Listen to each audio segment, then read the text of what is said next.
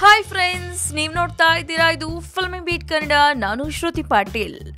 ಈ ಬಾರಿಯ big boss season 5ರ ಮನೆ ಹೇಗಿರಲಿದೆ ಗೊತ್ತಾ? ಅದು ಹೇಗಿದೆ ಅಂತ ತೋರಿಸ್ಬಿಡ್ತೀನಿ ನೋಡಿ.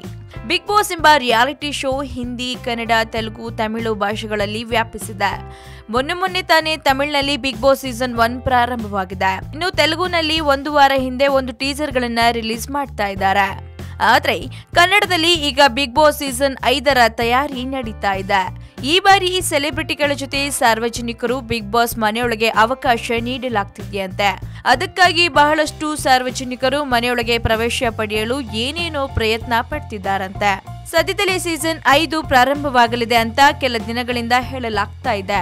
ಅದಕ್ಕೆ ಪೂರಕ ಎಂಬಂತೆ ಈಗ ಬಿಗ್ ಬಾಸ್ ಮನೆಯ ಕೆಲವು ಫೋಟೋಗಳು ಕೂಡ ಸೋಷಿಯಲ್ ಮೀಡಿಯಾದಲ್ಲಿ ಸಖತ್ ಸೌಂಡ್ ಮಾಡ್ತಿದೆ. ಇದು ಸೀಸನ್ 5ರ ಮನೆ ಸಿದ್ಧಗೊಳ್ತಾ ಇರೋ ಚಿತ್ರಗಳು. ಈ ಫೋಟೋಸ್ಗಳನ್ನೆಲ್ಲ ನೋಡ್ತಾ ಇದ್ರೆ ಈ ಬಾರಿಯ ಬಿಗ್ ಬಾಸ್ ಮನೆ ಸ್ವಲ್ಪ ಬದಲಾವಣೆ ಆಗಿದೆ ಅನ್ನೋದು ಕಾಣಿಸ್ತಾ ಇದೆ.